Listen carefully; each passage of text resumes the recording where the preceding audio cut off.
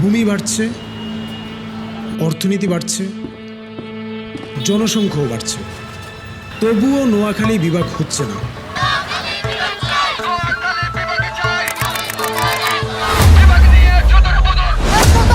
নোয়াখালী বিভাগ চাই।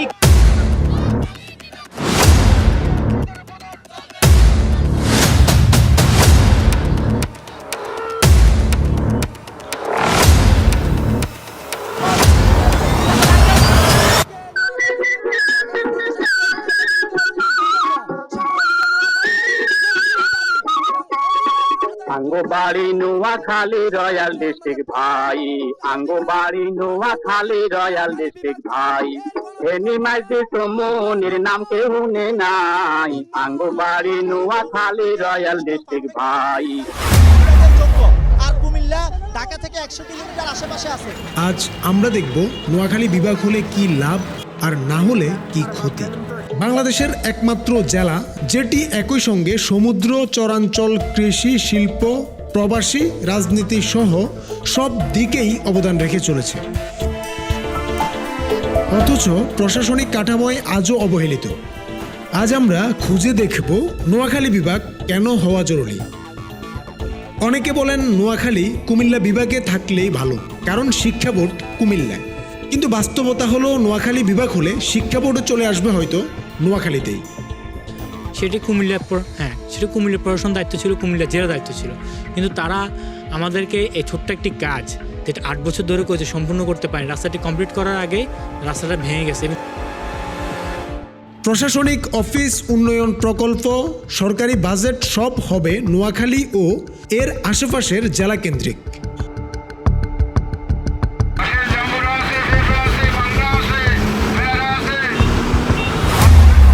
নোয়াখালী শুধু একটি জেলা নয়, এটি একটি কৌশলগত গেটওয়ে। পূর্বে চট্টগ্রাম, পশ্চিমে চাঁদপুর, বোলা, উত্তরে কুমিল্লা, ফেনী আর দক্ষিণে বিশাল বঙ্গোপসাগর। এখানে গড়ে উঠছে অর্থনৈতিক অঞ্চল, গভীর সমুদ্রবন্দর, শিল্পাঞ্চল, যা বাংলাদেশকে এক নতুন উচ্চতায় নিয়ে যাবে। এক সময় ছিল বৃহত্তর নোয়াখালী, যার মধ্যে ছিল নোয়াখালী, ফেনী, লক্ষ্মীপুর। আজ যদি এই জেলাগুলো নিয়ে বিভাগ গঠিত হয় তাহলে জনসংখ্যা দাঁড়াবে প্রায় 75 থেকে 80 লক্ষ। ভৌগোলিক আয়তন হবে প্রায় 9383 বর্গ কিলোমিটার, যা একটি পূর্ণাঙ্গ বিভাগ গঠনের জন্য যথেষ্ট। নোয়াখালী বাংলাদেশের ইতিহাসে সব সময় সামনের সারিতে থেকে এসেছে। ভাষা আন্দোলনে ছাত্রনেতাদের ভূমিকা থেকে শুরু করে মুক্তিযুদ্ধ পর্যন্ত নোয়াখালীর অবদান কখনোই অস্বীকার করা সম্ভব নয়।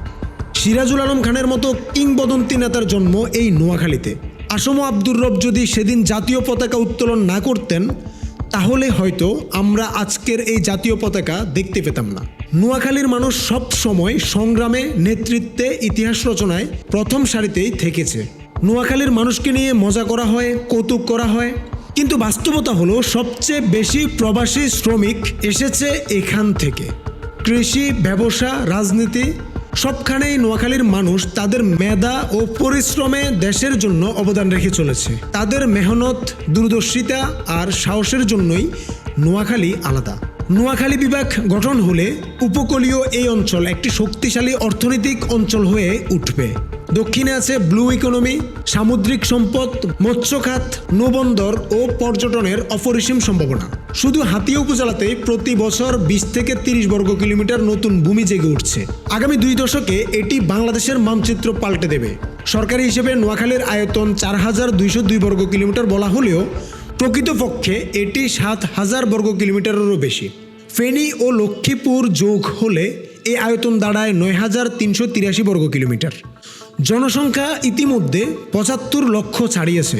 এমন একটি বৃহৎ জনসংখ্যা ও আয়তন থাকা সত্ত্বেও নোয়াখালী এখনও অন্য বিভাগের অধীনে থেকে গুরুত্বহীন হয়ে আছে। রাজধানী ঢাকা ও চট্টগ্রামের সাথে নোয়াখালীর যোগাযোগ প্রতিদিন উন্নত হচ্ছে। সোনাপুর, সোনাগাজী, জোরালগঞ্জ সড়ক চালু হলে প্রায় 20টি জেলার 4 কোটি মানুষের যোগাযোগ আরও সহজ হবে। নোয়াখালী বিজ্ঞান ও প্রযুক্তি বিশ্ববিদ্যালয়, মেডিকেল কলেজ, সুবর্ণচরের অর্থনৈতিক অঞ্চল, সেনা প্রশিক্ষণ কেন্দ্র এসবই প্রমাণ করে নোয়াখালী বাংলাদেশের নতুন অর্থনৈতিক কেন্দ্র হতে চলেছে। চৌমুহনী বাজারে প্রতিদিন শত শত কোটি টাকা লেনদেন হয়, যা দেশের অন্যতম বৃহৎ ব্যবসা কেন্দ্র। একসময় নোয়াখালীতে বাংলাদেশের প্রথম দিকের সমুদ্র বন্দর ছিল, যা নদী ভাঙনের কারণে জেলা শহর সহ বিলীন হয়ে যায়। সরকারের কার্যকর উদ্যোগের অভাবে প্রতি বছর 10 কিলোমিটার জমি নদীতে হারায় আর 20 কিলোমিটার নতুন চর জাগে। কিন্তু সেই নতুন ভূমিকে এখনও জাতীয় উন্নয়ন পরিকল্পনায় অন্তর্ভুক্ত করা হয়নি। একসময় নোয়াখালীতে আন্তর্জাতিক মানের বিমানবন্দর করার পরিকল্পনাও নেওয়া হয়েছিল। বৃহত্তর নোয়াখালী প্রবাসীর যে আক্ষেপটা বিষয় যে নোয়াখালী, ফেনী, লক্ষ্মীপুর, চাঁদপুর, ভোলা এসব অঞ্চলে যেসব প্রবাসী বাইরে আছে তারা কিন্তু আমরা দেখি যে ঢাকা এয়ারপোর্টে ল্যান্ড করতে হয়। তো ঢাকা এয়ারপোর্টে ল্যান্ড করার সাথে সাথে তাদের আসার পথে অনেক হয়রানির শিকার হতে হয় এবং নোয়াখালী যে বিমানবন্দর উদ্যোগটা গ্রহণ করেছে 1996 সালে, সেটা যদি বাস্তবায়ন করা হয় তাহলে অবশ্যই এই বৃহত্তর নোয়াখালী সহ শুধু সমগ্র বাংলাদেশের যে রেমিটেন্স সেটা কিন্তু আরও স্পিড বাড়বে। কারণ প্রবাসী ভাইদের আক্ষেপ পূরণ হওয়া মানে আপনার মানি স্পিড, যা বাস্তবায়নের অভাবে বর্তমানে ব্যবহৃত হচ্ছে প্রশিক্ষণ কেন্দ্র হিসেবে। যদি সেই বিমানবন্দরটি সম্পূর্ণভাবে বাস্তবায়ন করা যেত তাহলে নোয়াখালী হয়ে উঠত উপকূলীয় অঞ্চলের আন্তর্জাতিক বাণিজ্য ও পর্যটন কেন্দ্র।